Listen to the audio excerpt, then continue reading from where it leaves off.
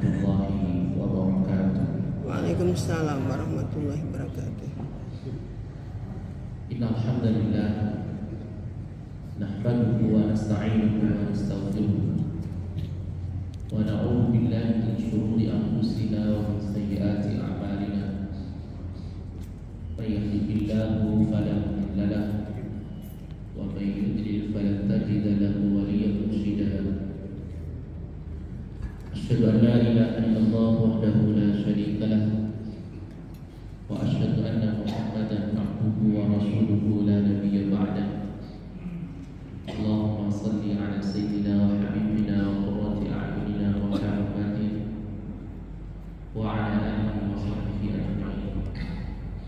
Allahumma rzuqna fahma nabiyyin wa hifdhal mursalin wa ilhamal malaikatil muqarrabin bi rahmatika ya arhamar rahimin.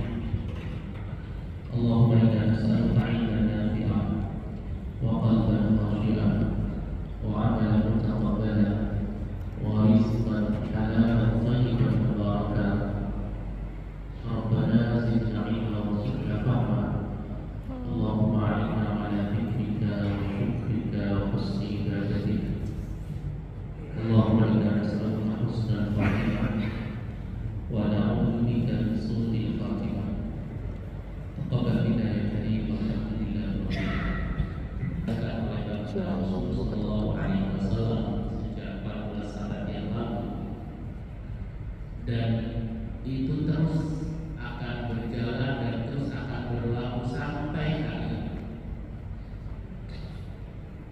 Doa itu oleh baginda Rasul ditujukan kepada seluruh umatnya yang kemudian salat subuh di pagi hari. Maka siapa saja yang salat subuh, ya, terutama salat subuh berjamaah, jemaah yang dirahmati Allah, maka dia mendapatkan doa ini dari baginda Rasul. Walaupun kita tidak pernah berjumpa dengan baginda Rasul, tidak pernah bermajlis dengan baginda Rasul, walaupun juga kita tidak pernah bertaklim dengan baginda Rasul secara langsung, tapi sepanjang kita salat subuh berjamaah, maka kita mendapatkan doa baginda Rasul. Dan kalimat doa yang kata baginda Rasul, Allahumma barik li ummati fi bukurina. Ya Allah, berkahi untuk umatku di waktu subuhnya, dan kemudian dia bangun subuh dan salat subuh. Walaupun doa ini dipanjatkan di 14 abad yang lalu, tapi kalimatnya, fungsi doa ini itu terus akan berjalan berlaku sampai nanti akhirnya. Kali lagi, maka siapa yang kemudian salat subuh secara berjamaah di pagi hari, dia mendapatkan doa keberkahan dari baginda Rasul sallallahu alaihi wasallam. Amin. Masyaallah.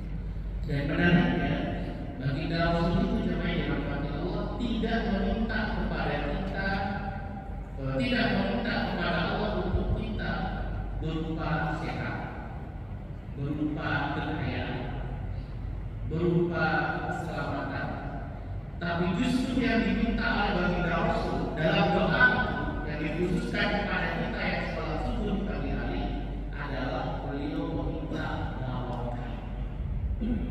Beliau meminta barokah, tidak meminta sehat, tidak meminta apa ini kaya, tidak meminta yang lain, tapi justru baginda Rasul mengkhususkan kalimatnya kepada permintaan berupa barokah. Apa yang menarik dari barokah? Kenapa baginda Rasul harus minta barokah? Kenapa nggak minta kita sehat? Kenapa nggak minta rezeki kita cukup? Kenapa nggak minta kemudian kita punya kekayaan dan lain sebagainya? Tetapi malah yang justru yang diminta oleh baginda Rasul adalah keberkahan. Karena keberkahan ini jemaah yang dirahmati Allah meliputi seluruh aspek kehidupan kita. Barokah itu jemaah yang dirahmati Allah, kata Imam Rajab Al-Hambali, al-barakatu hiya ziyadatul khair fi kulli syai'. Barokah itu adalah bertambahnya kebaikan dalam segala hal. Jadi ukuran hidup itu barokah manakala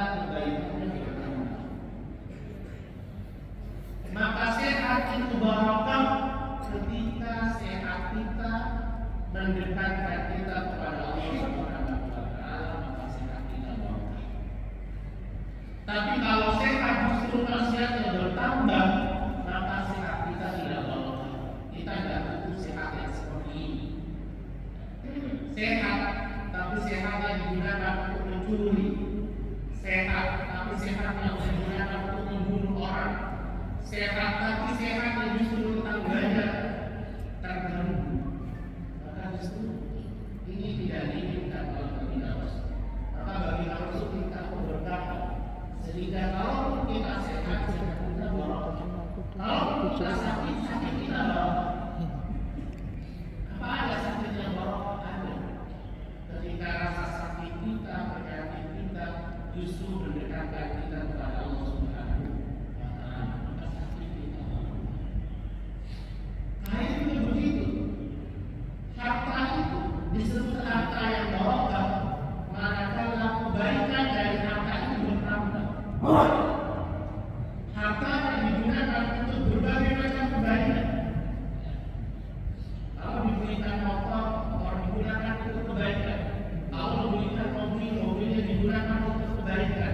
Kalau digunakan untuk membangun rumah, yang digunakan untuk kebaikan. Maka harta itu barokah, harta itu jadi barokah. Tapi ketika kaya, justru maksiatnya bertambah. Ketika kaya, justru digunakan untuk minum-minuman orang. Saat kaya, justru kemudian digunakan untuk bermaksiat. Maka harta tidak barokah. Kekayaan seperti ini yang tidak kita butuhkan.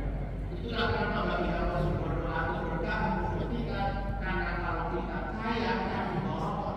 Itu luar biasa. Kecuali dalam Allah bagi Rasul tidak bisa sehat, tapi minta untuk kita semua. Sehingga kalau hari ini kita sehat, maka sehat kita barokah. Kalau ini kita dapat lagi, kita dapat rezeki kita barokah. Kalau hari ini kemudian kita bisa melakukan banyak aktivitas kita juga. Itulah makna kenapa bagi Rasul di pagi hari mendoakan kita dengan kalimat Allahumma barik li ummati fi bukurihim. Ya Allah, tolong berkahkan kepada, berikan keberkahan kepada seluruh umatku. Maka siapa saja yang hari ini kemudian salat subuh, dia mendapatkan berkah, doa keberkahan dari baginda Rasul sallallahu alaihi wasallam. Mudah-mudahan hidup kita barokah. Hari ini pekerjaan kita barokah, istri kita barokah, anak kita juga barokah. Itu juga kalau kita dikasih kesehatan, sehat kita barokah. Amin. Bapak Ibu yang diberkati Allah Subhanahu wa taala, tema kita pada pagi hari ini adalah ayah bunda tolonglah anak.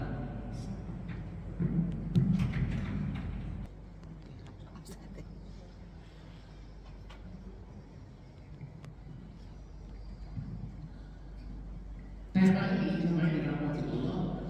Saya terinspirasi dari salah satu kisah yang masyhur di tengah-tengah kita. Kalau kita membaca itu setidaknya kita mendapatkan 4 kisah yang ada di dalam surah Al-Kahfi. Jadi surah Al-Kahfi yang selama ini kita baca setiap hari Jumat itu, di dalam surah Al-Kahfi ini setidaknya ada 4 kisah yang Allah tuturkan kepada kita. Yang pertama tentang kisah Ashabul Kahfi, tentang kisah para pemuda Kahfi. Kemudian yang kedua tentang kisah Ashabul Jannatain.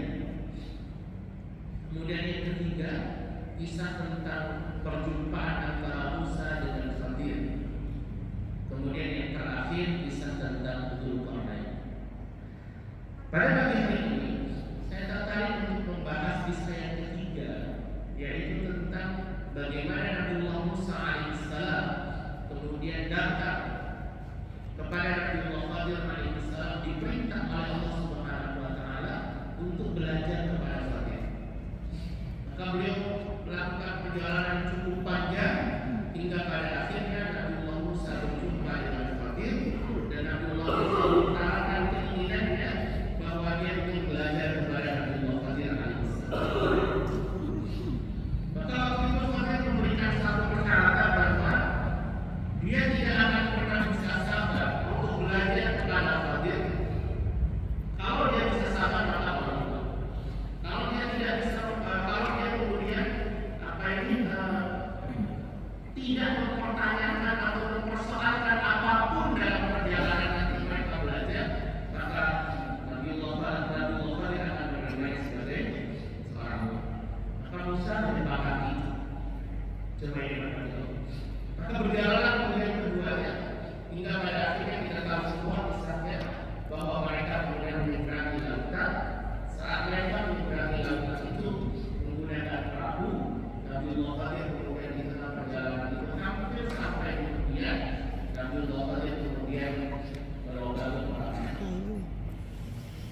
bisa mateni sekali pojok itu nanu saya tapi sama pokoknya saya mangap aneh. Ketika Nabi Hercules spontan, dia langsung protes, dia lupa dengan kesepakatan sebelumnya. Dia mengatakan, apakah engkau pelomba perang itu menginginkan agar orang-orang yang ada di perang ini semuanya tenggelam? Kabeh wong kuat yo. Kadem ya. Iya, masuk angin. Ya asal enggak apa-apa, kita sana enggak kuat. Enak isis bu. Dan akhirnya dan mereka melanjutkan perjalanan. Saat mereka melanjutkan perjalanan sesuai dengan perintah Allah, kemudian di tepian pantai itu keduanya menjumpai ada beberapa anak yang sedang bermain. Kalau bahasa kita hari ini mungkin mereka main-mainan atau mungkin mereka main bola, tapi yang jelas di tepian pantai itu mereka sedang bermain. Dan diambil satu anak oleh Nabiullah yang alaihissalam. Kemudian anak itu langsung saja dibunuh. Ada yang mengatakan dicekik sampai mati, ada yang mengatakan didorong pakai pisau. Sadis saudara. Sadis. Tapi ternyata begitu. Kalau kita membaca terus kisah ini, kita akan menjumpai kalimat terakhir dari ayat kisah ini. Kalimat terakhirnya ini, wa ma fa'altuhu an amri. Dan aku tidak melakukan itu semua wahai Musa karena kehendak, tapi karena aku diperintah oleh Allah Subhanahu wa Ta'ala. Jadi Rasulullah kalau baru kapal itu sudah diperintah oleh Allah. Termasuk membunuh anak itu juga karena Nabi Ibrahim diperintah oleh Allah Subhanahu wa Ta'ala. Kalau konsepnya diperintah, maka apa bedanya dengan Nabiullah Ibrahim yang diminta? Nabi Ibrahim Apa bedanya? Nabi Ismail Sama. Cuma bedanya kalau Nabiullah Ibrahim jadi domba Ismail alaihissalam itu diganti dengan domba tapi prinsip kerjanya sama-sama diperintah, sama-sama disuruh membunuh. Apa bedanya dengan ayah Isra atau ibunya Nabiullah Musa alaihissalam yang diperintah oleh Allah Subhanahu wa Ta'ala untuk mengarungkan Nabiullah Musa ke sungai? Sama, bahwa ibunya Nabiullah Musa alaihissalam diperintah oleh Allah Subhanahu wa Ta'ala, kemudian perbuatan mengarungkan ke sungai anaknya itu juga punya potensi untuk membunuh anak. Jadi kalau kita memahami prinsip kerja daripada Nabiullah Muhammad itu sama saja. Baik, setelah itu sampai dalam hati Allah karena didorong, dibunuh, Nabiullah Musa alaihissalam waktu itu ingat betul dengan kesepakatan bahwa tidak boleh protes. Tapi karena apa yang dilakukan oleh Nabi ini sangat keterlaluan, membunuh anak yang sama sekali tidak punya kesalahan dan itu digorong, maka kemudian Nabiullah Musa protes juga.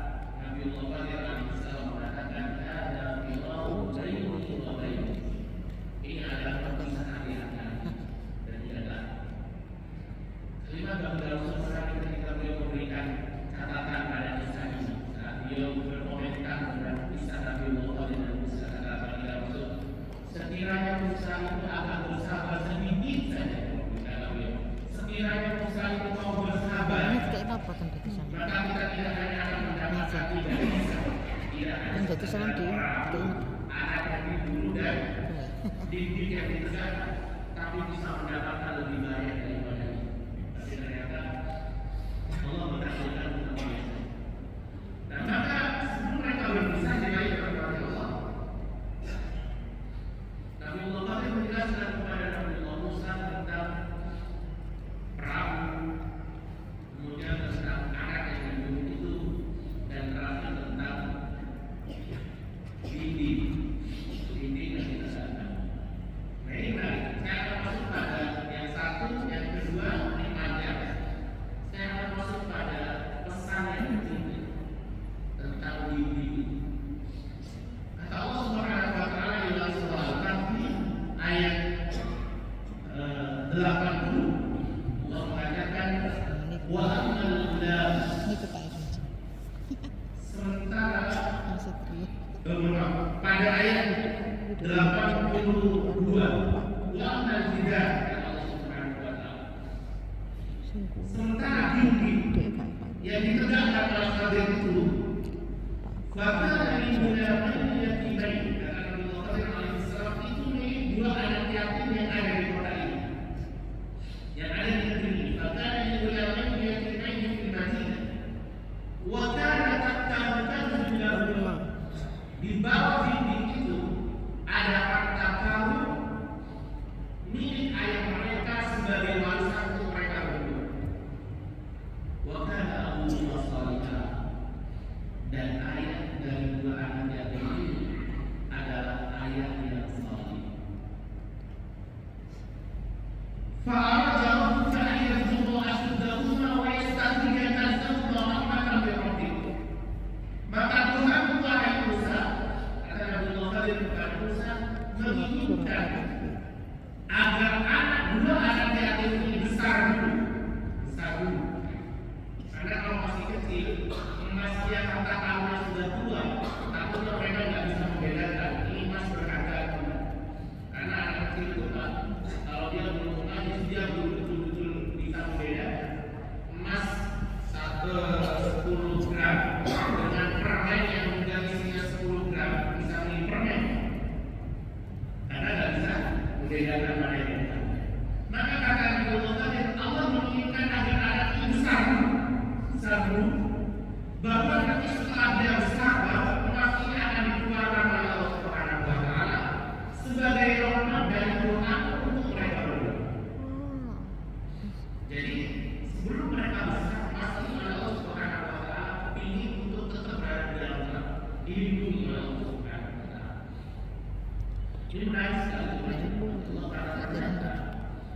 Allah itu sampai bela-belain Allah kita, menjaga, melindungi, mengawasi harta dua anak yatim ini gara-gara orang tuanya saleh.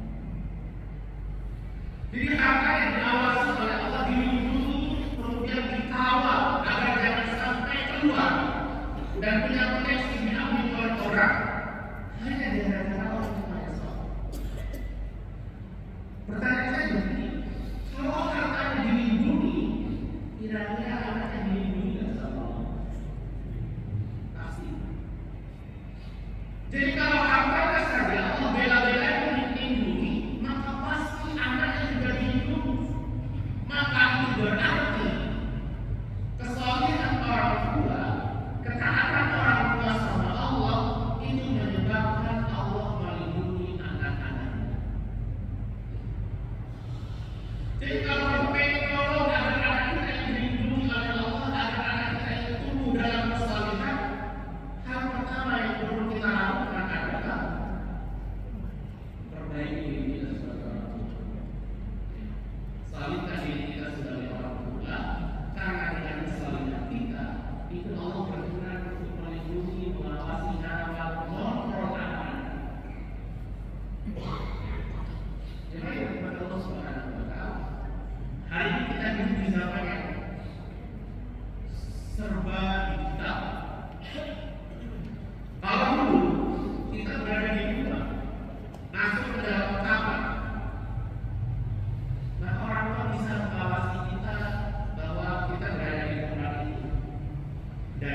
kita bisa mengakses apa saja di dalam karena tidak ada instrumen. Tapi hari ini Anda berada di kamar, itu dia bisa mengakses apa saja. Dia bisa melihat apa saja. Bahkan dia berkontak dengan siapa saja. Sehingga potensi dia melakukan dosa besar walaupun ada di dalam kamar. Bahkan ulama hari ini anak makan sama kita meja makan sama kita. Tapi dia masih pegang handphone. Maka di depan kita itu dia bisa akses apa saja. Dia bisa berkontak dengan siapa saja. Dia bisa berhubungan dengan siapa saja. Bahkan dia bisa mengakses situs apa saja. Sehingga perlindungan, pengawalan pada anak hari ini tidak lagi bergantung apakah anak kemudian serumah sama kita. Bisa kita lihat 24 jam atau jam. Tidak selalu orang tua yang kemudian hidup serumah dengan anaknya bisa melihat anaknya setiap hari. Itu jauh lebih bisa untuk mendidik anak menjadi anak yang baik, anak yang saleh dibandingkan orang tua yang jauh dari anaknya. Entah itu anaknya sekolah di luar kota atau bahkan sekolah di luar negeri. Karena anak di mana saja bisa mengakses apa saja tanpa sepengetahuan kita.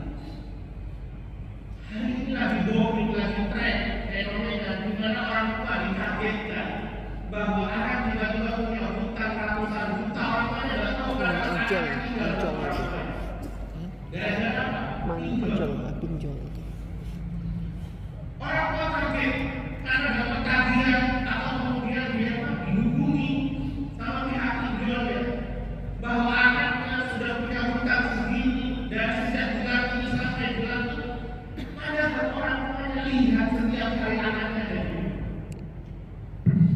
bahkan mirisnya ada kasus di mana kemudian seorang anak karena terlibat dengan pinjaman online dengan judi online, dia harus kemudian meminjam sepeda motor temannya dan kemudian dia gadaikan.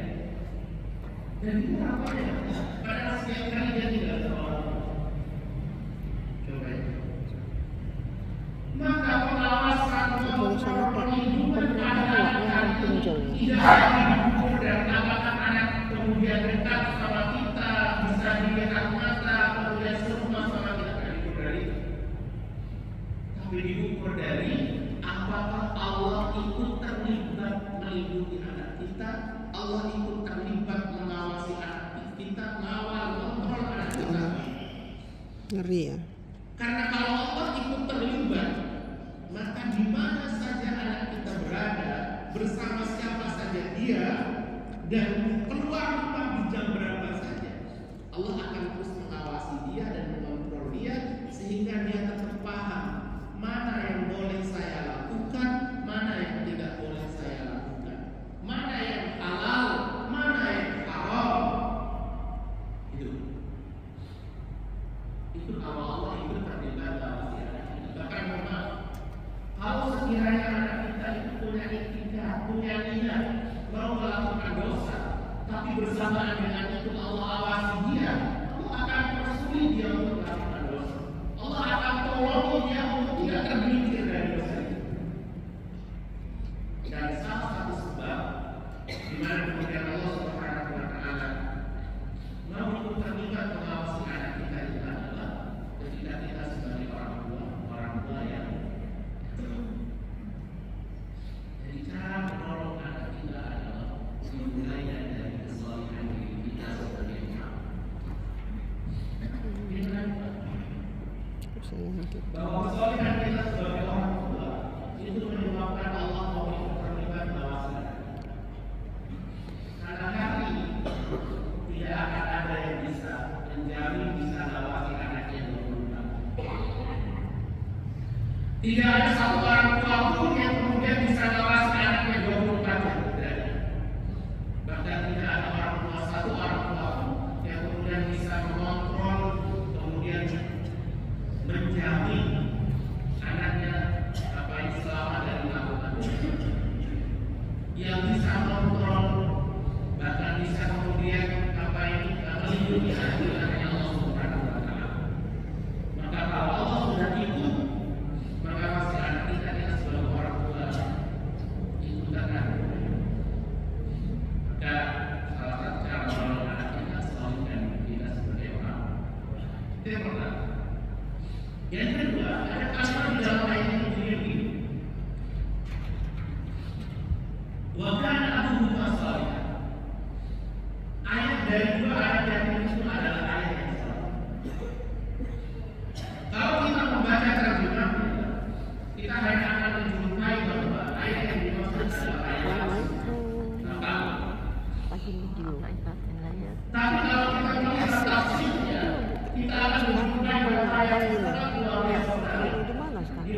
sebagai ahli tafsir Kalau dihidupkan bahwa tuh karena ayat soalnya dalam saya ayat ini kita matikan tuh di mana? artinya atau tafsirnya Cuma tuh soalnya itu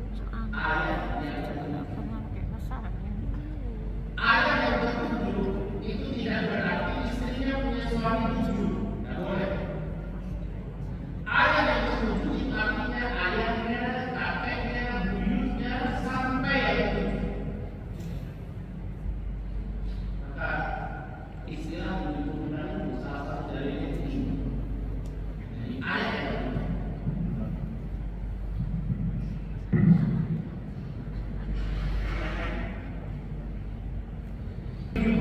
Dia melakukan ketaatan yang luar biasa itu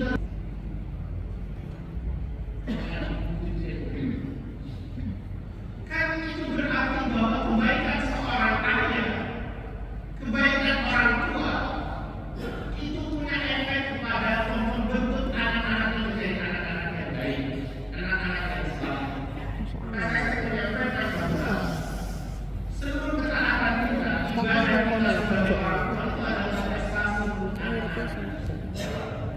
kalau kita menginginkan anak-anak yang baik, maka mulai kebaikan menjadi diri kita sendiri. Jangan hanya untuk kebaikan kepada anak kita, kesalahan itu untuk kepada anak kita sementara kita sebagai orang tua tidak mencerminkan sebuah kesalahan. Orang tua ayah yang mabuk, penjudi, ayah yang mabuk penjudi, tidak pernah sholat, tidak pernah taat sama Allah Subhanahu wa Ta'ala, tapi anaknya itu bisa jadi itu efek dari kakek, efek dari buyut, efek dari orang tuanya yang di atas.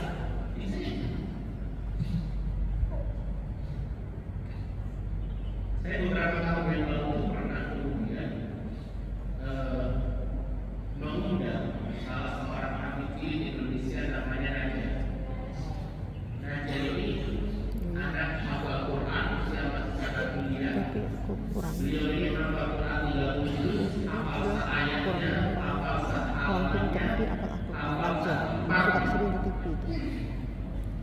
tapi yang menarik, beliau ini hidup dalam kekurangan, di mana setiap hari berada di atas kursi roda. Kemudian untuk sekedar bicara saja itu tertatih-tatih, itu tidak jelas. Tapi ketika beliau datang kemudian dipuji oleh para jamaah, Masya Allah, itu dijawab semuanya tidak ada salah. Ditanya kalamnya berapa jawab, ayatnya berapa jawab. Cuma ketika beliau melakukan mengasih sambutan tidak bisa. Maka yang biasa memberikan sambutan adalah orang tuanya. Salah satu yang waktu itu memberikan sambutan adalah ibunya. Dan kalimat itu benar. Ketika ibunya mengatakan kepada para jamaah, Bapak Ibu yang dirahmati Allah Subhanahu wa Ta'ala, sungguh apa yang terjadi pada raja ini satu keajaiban dari Allah Subhanahu wa Ta'ala. Karena terus terang saja kata ibunya, saya dengan suami saya ini tidak ada yang backgroundnya pesantren. Dan biasanya kalau anak itu hafal Quran biasanya orang tuanya hafal Quran ada biasa begitu. Ini masalahnya tidak. Orang tuanya orang umum, bukan lulusan pesantren, tapi anaknya ada ini. Anak yang hafal Quran 30 juz, di tengah anaknya penuh dengan Quran. Maka kata ibunya, saya dengan suami saya ini tidak ada yang background pesantren. Saya di rumah tangga yang setiap hari mengurusi aja, bersamain aja, ngaji dan lain sebagainya. Sementara suami saya ini adalah salah satu pegawai di perbankan syariah yang ada di Lombok. Semua tidak ada yang hafal Quran. Tapi saya ibunya, kami masih meyakini bahwa sampai hari ini kami masih meyakini bahwa kebaikan, keajaiban yang ada pada diri Raja itu adalah efek dari kebaikan-kebaikan buyut kami dulu. Karena dulu kami punya buyut di mana buyut kami itu adalah Tuhan Tuhan di Allah. Jadi jemaah yang dirahmati Allah, hukum ini masih tetap berlaku sampai hari ini. Bahwa setiap kebaikan orang tua itu punya efek sama anak.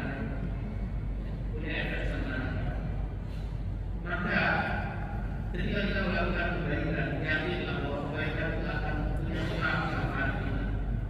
Sehingga mereka kalau kita itu berhati-hati untuk kemudian melakukan keburukan. Karena misalnya juga keburukan berpengaruh pada rakyat. Ini yang kedua, bahwa perbaikan, ketaatan, ibadah sebagai kita sebagai orang tua itu adalah investasi untuk anak-anak. Kemudian yang ketiga, yang Allah Subhanahu wa Ta'ala. Di dalam ayat tadi, ayat surah Al-Fatihah ayat 82, ada kalimat begini. Wa kana taqamukan lahu. Wa kana taqamukan lahu. Di bawah dinding itu ada harta karun milik ayah mereka sebagai warisan untuk mereka. Begitu dalam tafsir. Bahwa itu ada warisan yang telah dijadikan sebagai warisan untuk anak-anak dua anak itu milik ayah mereka. Kalau kalimatnya itu adalah ayah yang ketujuh, berarti harta karun milik ayah yang ketujuh itu dilindungi oleh Allah Subhanahu wa Ta'ala sampai ke tujuh bulan. Atau kalau ternyata tafsirnya adalah ayat langsung, berarti harta karun itu juga Allah lindungi sampai nanti sampai ke anak-anaknya. Karena ayahnya mungkin meninggal ketika anaknya masih sangat muda. Tapi yang menarik begini, ada kalimat kanzun di sini. Kanz atau kulus. Itu artinya katakan.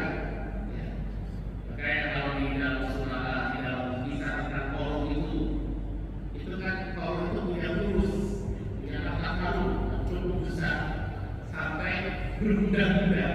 Di mana kunci gudangnya itu kalau dikumpulkan, kuncinya saja itu kalau dikumpulkan itu perlu diatur oleh 10 orang tua. Itu kuncinya saja, kuncinya saja. Belum gudang. Jadi kalimat kans di dalam ayat ini itu punya tafsiran begini. Sebagai dari tafsir mengatakan kans atau kata karun itu berupa laut beda, peti yang terbuat dari emas. Namanya mana? Iluan. Itu kata karun. Tapi sebagian yang lain mengatakan bahwa kans di dalam ayat ini itu artinya waqad fiha ilm. Lembaran-lembaran yang di dalamnya tertulis ilmu. Ini juga disebut kata. Karena dua penafsiran ini sangat kontradiktif, tidak masuk dan sama, maka jemaah yang dirahmati Allah Subhanahu wa Ta'ala, Imam Ibnu Abbas kemudian membuat irisan pada dua penafsiran ini dengan mengatakan bahwa yang disebut harta karun di dalam ayat itu adalah laukun min dzahab tuktab fihi ilm, bahwa harta karun yang dimaksud itu adalah peti yang terbuat dari emas tuktab fihi atau yuktab fihi, di dalamnya itu tertulis ini. Ada lembaran-lembaran, ada warqat yang kemudian tertulis di dalam warqat itu. Jadi di dalam peti itu terisi dengan lembaran-lembaran. Maka dari situ para ulama mengambil kesimpulan yang sangat luar biasa. Menarik ketika mereka mengatakan bahwa ayah yang salih, orang tua yang baik, itu tidak hanya fokus menyiapkan warisan buat anaknya berupa harta kebendaan. Jadi kalau kita menyiapkan warisan untuk anak kita, jangan hanya fokus menyiapkan harta, menyiapkan pekerjaan, menyiapkan rumah, saham, dan lain sebagainya. Walaupun saya sampaikan itu bagus sekali, dan itu sangat dianjurkan dan disarankan. Kita sebagai orang tua menginginkan agar anak kita ini tumbuh besar dalam keadaan tidak menderita, tidak merongsok. Maka kita perlu siapkan bekal mereka berupa harta juga boleh, rumah, pekerjaan, saham itu boleh saja. Tapi jangan hanya fokus pada itu. Bekali juga anak-anak kita dengan ilmu dan iman, ya, dengan ilmu dan iman. Karena kalau orang tua hanya fokus menyiapkan harta, tidak betapa banyak hari ini anak harus saling membunuh hanya gara-gara warisan. Anak harus saling menyebut bersama sesaudara hanya gara-gara warisan. Kenapa? Karena orang tua hanya membiarkan harta, tidak membekali dengan ilmu dan iman. Sehingga harta warisan yang besar itu kadang menjadi malapetaka untuk anak turunnya ketika dia sudah tidak. Maka Nabi Allah siapkan anak itu warisan yang berupa harta, siapkan juga berupa ilmu dan iman. Sehingga anak yang kemudian ilmunya ada, iman yang kuat, dia akan betul-betul yakin bahwa harta warisan yang dibagi secara syariat Islam itu memberkahkan. Jadi tolonglah anak kita itu dengan cara menyiapkan dia warisan berupa harta dan iman. Jadi tadi pertama, tolonglah anak kita itu dengan kesolihan kita sebagai orang tua. Yang kedua, tolonglah anak kita itu dengan menyiapkan ilmu iman sebagai warisan. Kemudian yang terakhir Allah, tolonglah anak kita itu dengan selalu memaafkan mereka. Ini Pak, kita mengenal hadis Baginda Rasul yang menjadi kaidah yang kita hafal semua. Bunyinya begini: ridallah fi ridal walidain wa sukhutullah fi sukhil walidain. Ridhonya Allah ada pada ridho orang tua, murkanya Allah ada pada murkanya orang tua. Sekarang pertanyaan saya, kalau Anda nggak sawi, kira-kira paham nggak dengan hadis ini? Halo, kalau Anda nggak sawi paham nggak? Tidak. Hah? Tidak. Paham? Enggak. Kalau hafal ya, kalau paham ya. Kalau hafal ya, ini hadis sejak kecil. Saya punya anak usia baru 7 tahun, namanya kelas 1. Itu sudah diajari dan hafal hadis ini.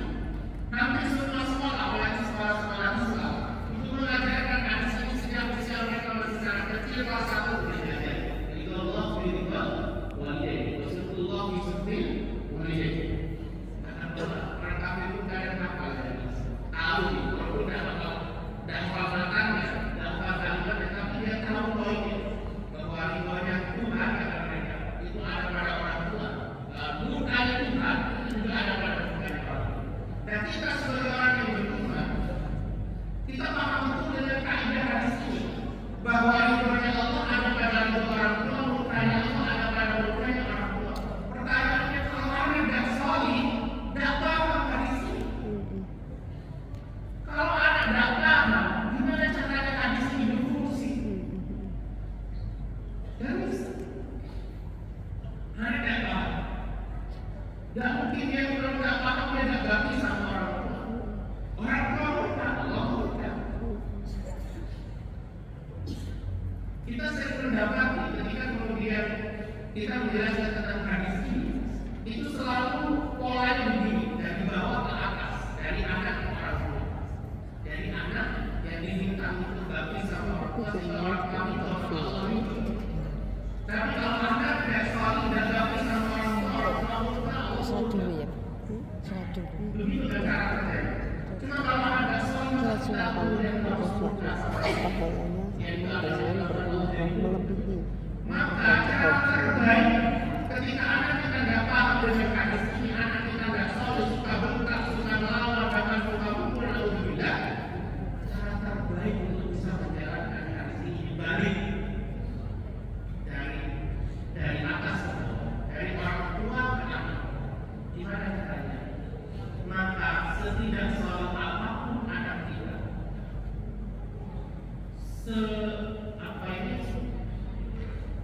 sekurang apapun anak kita, tolong tetap maafkan dia. Maafkan dia. Dia tidak selalu sering melawan, sering membentak, bahkan memaksa mukul, bahkan memaksa sudah punya keluarga sendiri, tidak pernah sayang sama orang tuanya lagi, sudah selalu rahim lagi kepada orang tua, perhatiannya sudah bilang pada orang tua, tolong maafkan dia. Kenapa?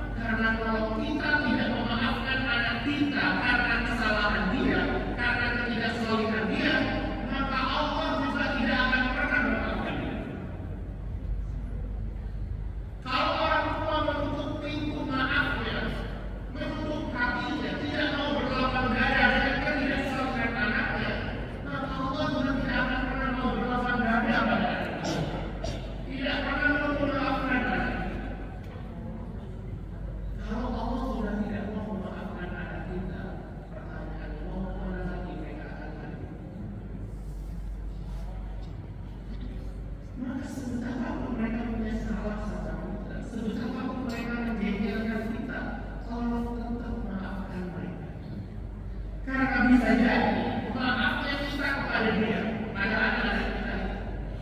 Walaupun mereka kemudian menjengkelkan, bikin kita marah, tapi kita memaafkan. Bisa jadi memaafkan yang kita kepada mereka itu memancing Allah memaafkan anak kita. Ketika Allah memaafkan anak kita, bisa jadi itu jadi jalan hidayah yang buat anak. Maka juga yang pada Allah Subhanahu wa Ta'ala bisa cara menolong anak yang terakhir adalah maafkan dia dengan berbagai macam kesalahan. Marah boleh waktu manusia, tapi yang jelas jangan menutup pintu. Jangan kecewa dan benci kepada anak, karena itu juga akan membuat Allah benci sama anak kita. Allah kecewa sama anak kita. Kalau Allah sudah benci, sudah kecewa, mau kemana lagi? Karena kalau baik kosong jadi perbuatan kita sebagai ayah. terbuka ke layar yang